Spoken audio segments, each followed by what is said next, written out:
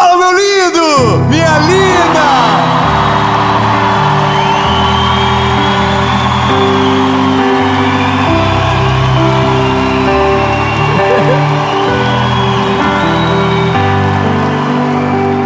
Olha, talvez você entrou nessa mensagem porque o título te chamou a atenção.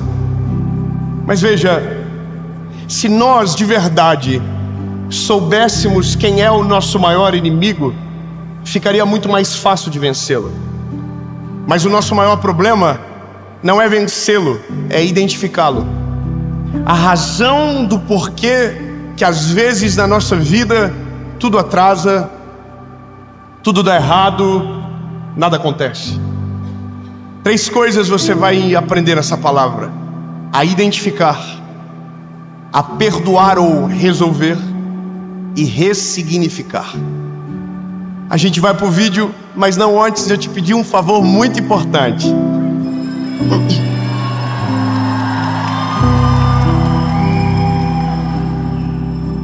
Curte o vídeo, bebê.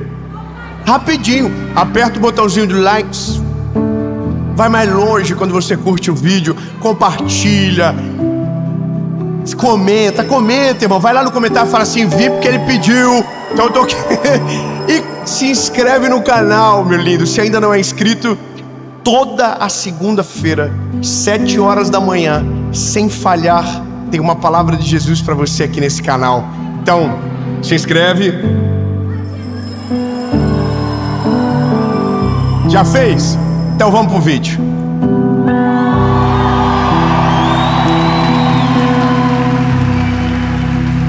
Evangelho de Jesus, conforme escreveu Mateus, capítulo 4, fala sobre a tentação de Jesus.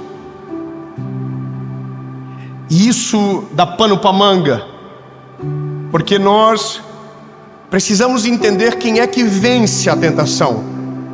Se é a divindade de Jesus ou se é a humanidade dele. A Bíblia vai dizer em Filipenses que mesmo podendo usurpar em ser a Deus, ele se fez homem servo como eu e você. Então a tentação que Jesus vence, a sua deidade, ela não está em jogo. O aqui é o humano, para que um dia pudéssemos ouvir a seguinte frase: eu venci o mundo. Aleluia! Vamos melhorar. Tende bom ânimo. Eu venci o mundo. Irmão, então o que a gente tem que dizer aqui é: eu também vou. Se ele venceu, eu também vou.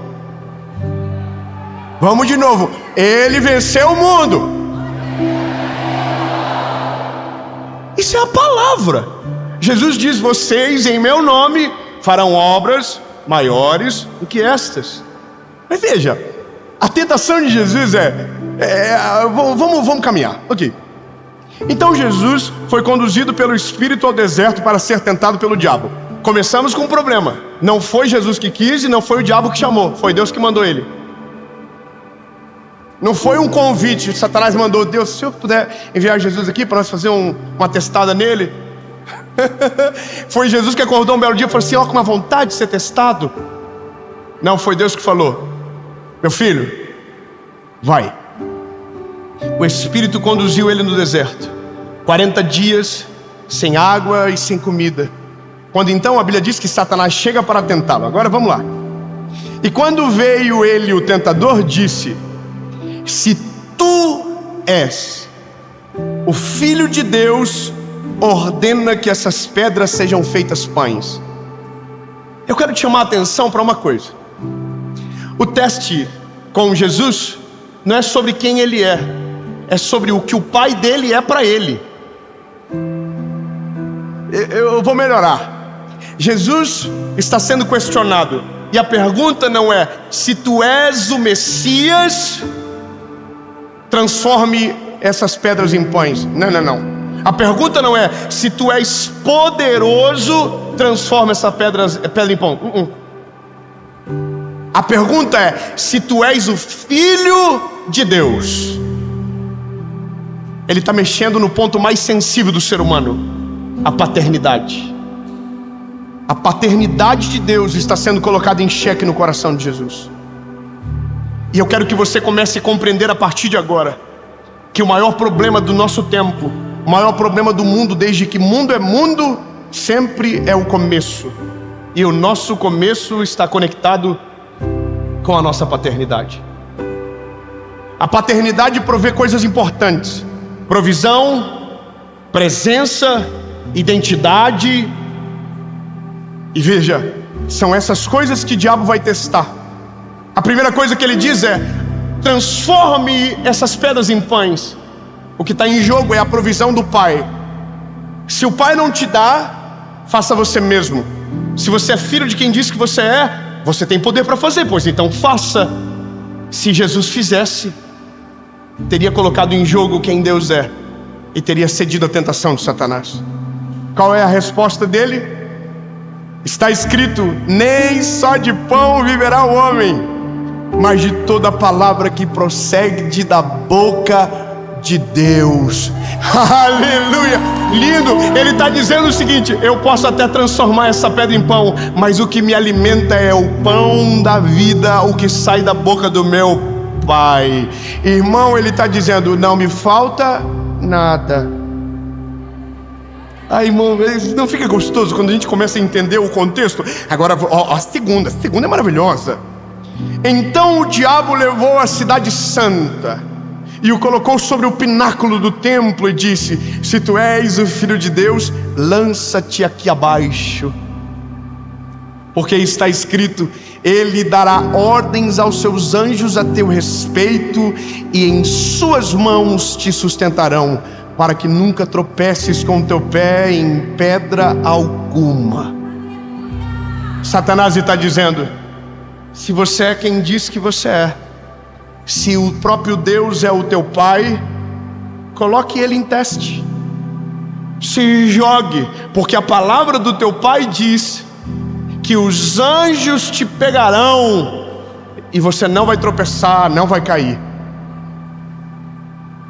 Se Jesus não tem certeza da sua identidade e não tem a segurança da proteção do Pai, o teste vira uma tentação. Eu vou ser mais claro com você. Tem coisas que nós vivemos hoje na nossa vida que é justamente o resultado da falta de proteção que sentimos na nossa paternidade quando éramos crianças.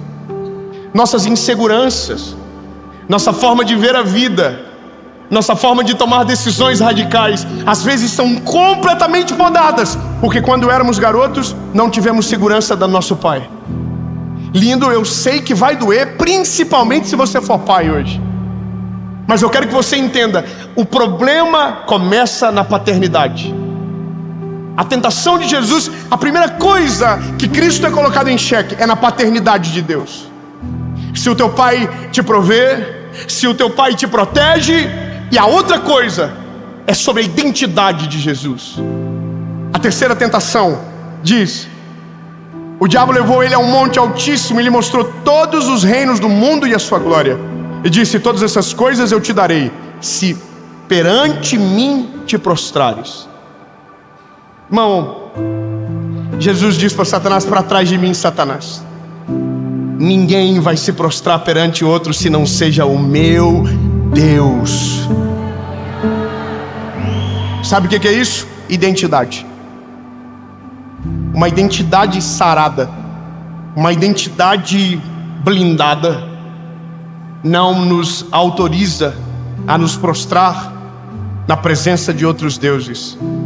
E eu vou ser objetivo com você: não nos deixa ceder a tentações, não nos deixa entrar em portas que Deus não autoriza, não nos deixa tomar decisões que um filho seguro tomaria. Não nos deixa. Então, temos o primeiro impacto de Cristo: Ele venceu.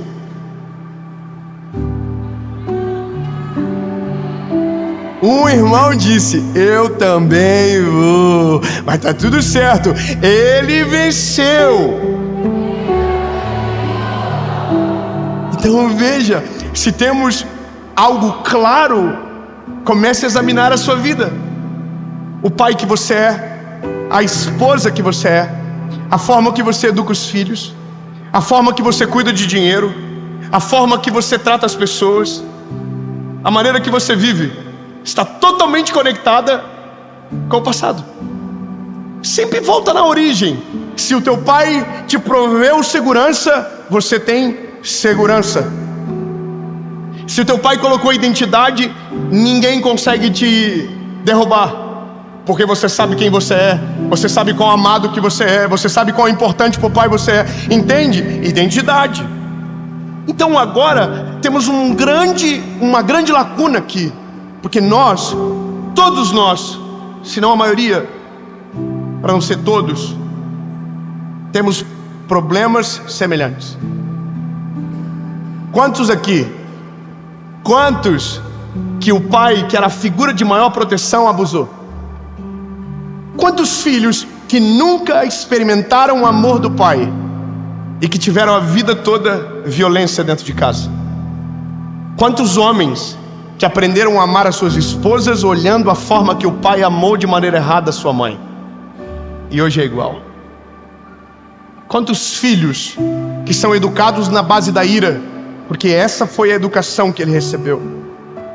Quantas pessoas que paralisam na vida e nada acontece, porque o pai era exatamente igual, e todas as desculpas que precisamos já vem pronta. Lindo, as coisas que você diz tem tudo a ver com o que você ouviu. Os pensamentos de escassez tem tudo a ver com o que você ouviu quando era criança. Os sentimentos que você nutre tem tudo a ver com a maneira que você foi gerado. Então, meu lindo, temos um problema. Porque se a paternidade é o nosso calcanhar de Aquiles, o inimigo sempre vai saber aonde acertar. Porque se ele sabia com Jesus, ele também sabe com você. Se ele sabia com Cristo, ele sabe contigo. Lindo, ele tem tempo para estudar sobre. Então, quando o inimigo chega, ele sabe exatamente onde é o nosso ponto fraco. Quantos pais, observa, que traíram a sua mãe, e aí você casou e também traiu a tua esposa. Você observa que está aqui. Alguém vai dizer, isso é maldição hereditária. Mas daí eu olho para Jesus. Se Jesus venceu a morte, venceu a sentença, a carta de dívida foi rasgada, não existe maldição hereditária depois que Jesus entra. O que resta é a memória do que precisa ser resolvido. Eu tenho um casal de amigos há muito tempo, quase 10 anos. Quando nós o conhecemos, são pessoas maravilhosas. Quando nós o conhecemos, fomos criando intimidade. Só que a moça, a mulher, ela muitas das vezes tinha algumas atitudes que eram estranhas. Não sei, uma insegurança, sabe? A gente começou a andar com outro casal de amigos. Quando a gente viu, ela estava bolada, o bico desse tamanho, porque na cabeça dela ela estava sendo trocada. Não era alguém a mais, era alguém subtraindo ela da equação. Então ela mudou. Volta e meia nós olhávamos para ela e víamos que havia algo errado. Só que daí olhávamos para a vida dela, estava tudo perfeito. Marido maravilhoso, filhas, 2 meninas lindas, tudo perfeito. E aí você dizia, o que tem de errado nela? Por que ela fala do jeito que fala? Por que às vezes ela vive desse jeito? Por que é assim? Por que ela reage desse jeito? Não era para ela ter segurança, não era para ela se sentir amada. E aí, lindo, eu não tinha essa palavra comigo até então, mas ela entrou numa crise da vida. O Senhor colocou eles no meio de um processo muito grande, e no meio desse processo ela conseguiu recobrar a história e conseguiu identificar aonde estava o problema. E o problema estava na paternidade. Eu não vou ser invasivo e não vou contar as histórias dela, mas quando ela contava as histórias, a gente chorava junto. Como foi? Como aconteceu? Um filho ouvir que não foi planejado e que foi um acidente. Imagina um filho que ouve da mãe que ela nunca foi desejada. Você sabe, tem coisas que marcam a gente tão profundamente que a gente não consegue lembrar quando, onde, como, mas está marcado aqui dentro. Eu me lembro que quando trabalhava na rádio, teve uma senhora que trabalhava lá, que ficou grávida num tempo muito difícil da igreja, e a mãe dela falou que ela ia ter que abortar, porque senão ela ia ser expulsa da igreja. Olha que absurdo. E o marido dela era um homem muito louco. E aí ela disse que um dia o marido falou: nós vamos tirar essa criança. Ele deu 3 chutes na barriga dela. Sabe? Ela baixou, ele chutou, chutou, chutou. A menina cresceu, uma menina insegura, uma menina cheia de traumas, uma menina que não interagia. E aí um dia essa mulher ouviu uma palavra talvez semelhante a essa. Chegou em casa e disse: filha, a mãe precisa falar com você. E ela disse: pode falar, mãe. Ela falou: a mãe quer te pedir perdão, porque a mãe te abandonou várias vezes, porque a mãe fez... E ela não falou do chute na barriga. E aí a menina disse: mamãe, eu perdoei a mamãe desde quando eu estava aqui dentro. Tem marcas que a gente não sabe que tem, mas que carrega. Tem crises que a gente nutre e não sabe que tem. Então, meu lindo, através do Espírito Santo de Deus, precisamos passar em revista na nossa alma. Porque quando Cristo entra, nosso espírito é transformado, mas a nossa alma ainda está em processo. O que está dentro de você que até hoje não foi resolvido a ponto de te deixar seguir em frente? Por que ainda não melhorou? E aí o caminho ele é árduo, porque quando a gente identifica e aquilo ainda não foi curado, dói como se fosse no dia. É como um machucado, que quando você mexe, dói mais do que quando o acidente aconteceu. Que quando o acidente aconteceu, você estava com 1 milhão de sensações, agora você está olhando para o machucado que tem. E aqui, meu lindo, eu vou te falar que é o maior exercício de alguém que ama Jesus. É quando você lembra de tudo que te feriu e toma uma decisão. É quando você olha para tudo que viveu, para tudo que passou, e consegue associar o porquê faz o que viveu, porque é o que aconteceu, porque fala do jeito que fala, e começa a lembrar de tudo que ouviu. É impressionante, meu lindo. Mas a gente é como o espelho dos nossos pais. E se tivermos ausência, se não fomos protegidos, se a nossa identidade não foi firmada, temos a forte tendência de fazer a mesma coisa com os nossos filhos e viver a mesma vida que viveram quem veio antes de nós. E aqui entra o poder do Evangelho.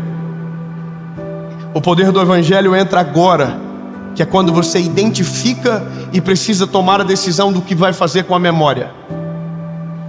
E eu vou ser claro, talvez até falar algo demais, mas eu preciso.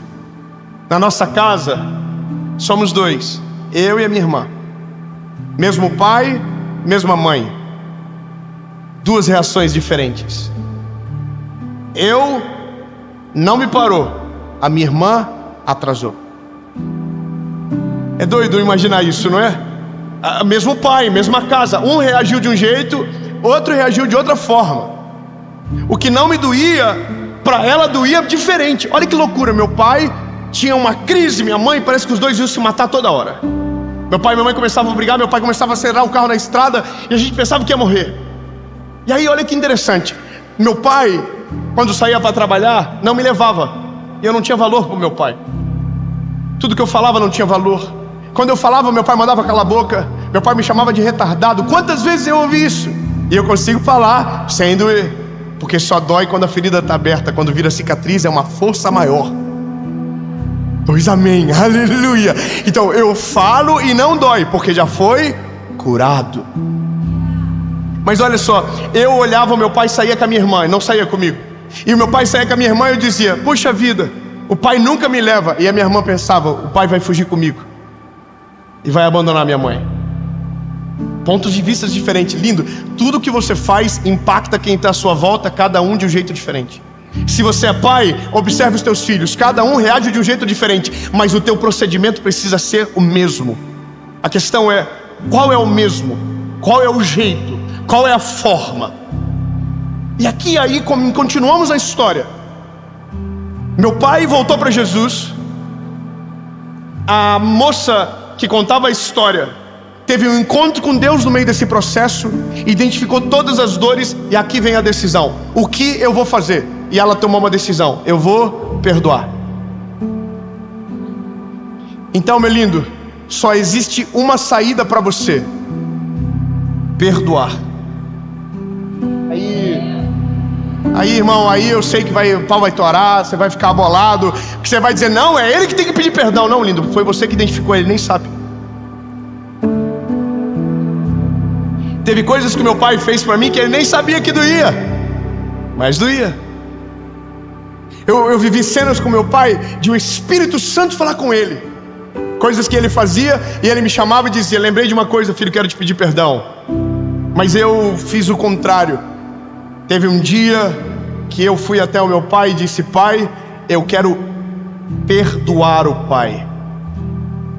Naquele dia eu tinha identificado todas as dores, tirado do lugar, arrastado para fora da minha alma, despejei e falei: pai, isso aqui não vai ficar mais dentro de mim. Eu te perdoo, pai. Meu pai me abraçou, choramos. Meu pai começou a dizer: faz pouco tempo que me ama. Hoje ele consegue, mas eu entendo que a dificuldade dele é porque ele nunca ouviu. Mas sabe qual que é o negócio mais gostoso de tudo? Doeu um dia e doeu muito. Hoje eu olho e consegui ressignificar. Como assim, David? Irmão, Deus me deu um manual de como não fazer.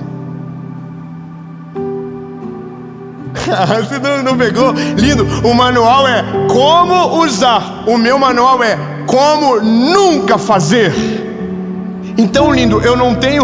O negócio não é sobre ficar rico, é sobre nunca ficar pobre. O negócio não é sobre ser uma coisa absurda, não, é só não ser infeliz. Eu consigo olhar para os meus filhos hoje e consigo reproduzir tudo diferente. Eu não ouvia eu te amo. Os meus filhos falam eu te amo 24 horas por dia. Eu não ouvi, eles ouvem. Eu nunca fui pedido perdão pelo meu pai quando eu era garoto. Meu filho com 5 anos, 6 anos agora, eu falei na frente dele: filho, pai quer te pedir perdão pelo que o pai fez. Sabe o que é isso? É ressignificar. Então, lindo, identifique as suas dores, identifique os motivos, identifique as razões, dê nome aos problemas, traz a luz e tome uma decisão. Perdoe todos aqueles que te feriram, porque enquanto você não perdoa, o que você nutre dentro de você só faz mal para uma pessoa: você. É o teu futuro que não acontece, é a tua vida que não deslancha, é as tuas emoções que são prejudicadas, é você que fica amargo, meu lindo. Então não adianta identificar e não resolver, ou não adianta pensar que está tudo certo, sendo que lá atrás está cheio de lixo escondido. Vai atrás, busca, traz para fora. Aí a Bíblia vai dizer que Jesus venceu, então eu tenho a segurança de saber que como homem ele vence a tentação, eu posso vencer o meu passado, porque se eu não tive a paternidade que gostaria, consigo transferir tudo para Cristo, porque Ele é a paternidade perfeita. Não me falta provisão, não me falta presença, não me falta cuidado, não me falta identidade quando eu olho para Ele. Tudo que me faltou na vida encontrei em Jesus num dia só.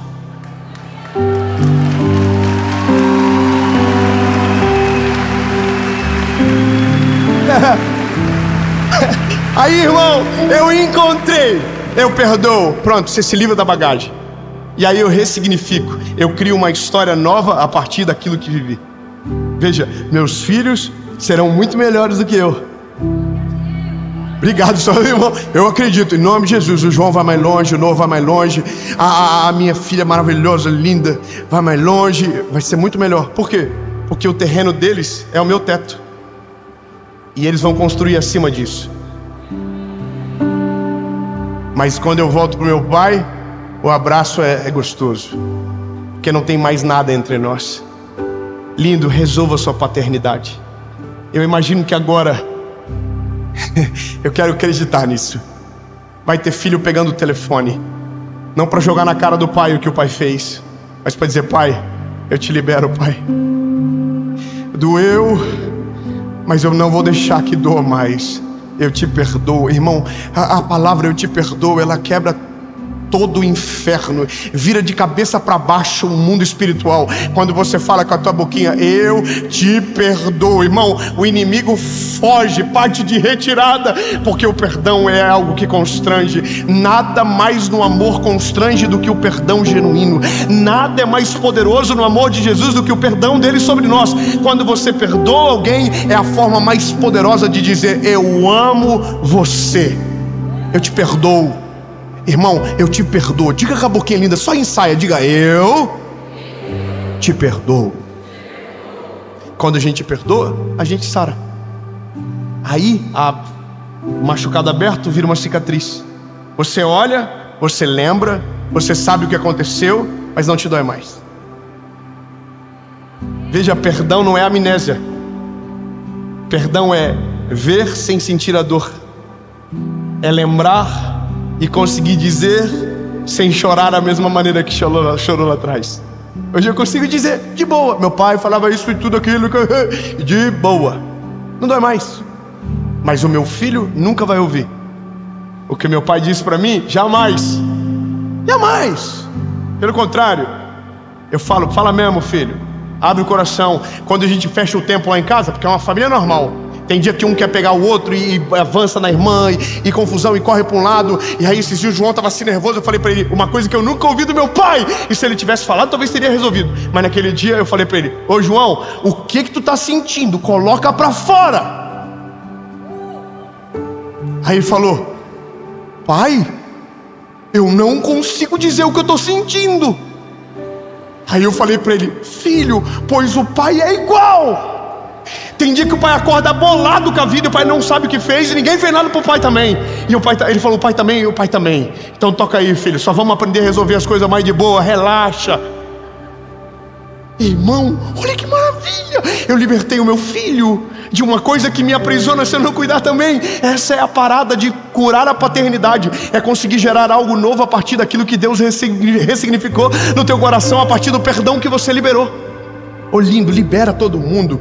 Libera os teus pais, libera a tua mãe, meu amor. Você que teve uma mãe narcisista que ficou em cima de você a vida inteira para não deixar você crescer. Linda, se liberta. Você é uma princesa do Senhor. Deus tem um plano maravilhoso com a sua vida, e você não vai ser a cópia daquilo que te feriu. Perdoa para conseguir seguir em frente, senão você não vai seguir.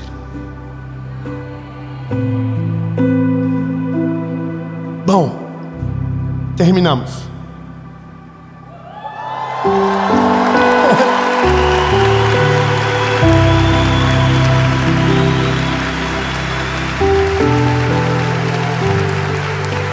Como assim terminou? Terminou. Porque agora é com você. É você que pega o telefone. É você que vai na casa da pessoa. Porque não adianta lembrar e não sarar. Talvez você estava aqui ouvindo, talvez você está aí lembrando de 1 milhão de coisas. Se ainda dói, é porque não perdoa. Então, lindo, faz o exercício. Se te feriram, se te machucaram, se a sua paternidade foi frágil, se você tinha que receber muito e na verdade não recebeu nada, e isso te paralisa até hoje, identifica, perdoa e ressignifica. Porque então você vai ser chamado de livre. Porque se o Espírito de Deus te libertar, vocês serão livres. Em nome de Jesus, Pai, nós quebramos as cadeias, quebramos as correntes que nos aprisionam. Jesus, eu consigo ouvir as amarras que se soltam. Famílias restauradas, Perdão liberado, Senhor Jesus, para uma vida nova. E bom, Jesus, porque é no começo do ano, porque o próximo Natal vai ser diferente, a próxima virada de ano vai ser diferente, as próximas estações que vierem, a primavera vai ter cor de primavera. Senhor Jesus, sim, eu creio em famílias restauradas, mas tudo pelo Teu Espírito Santo, que nos faz lembrar do que não pode ser esquecido, mas não para ser sepultado no sentido de esquecer, mas de perdoar para liberar para fora. Jesus, nós não queremos viver assim.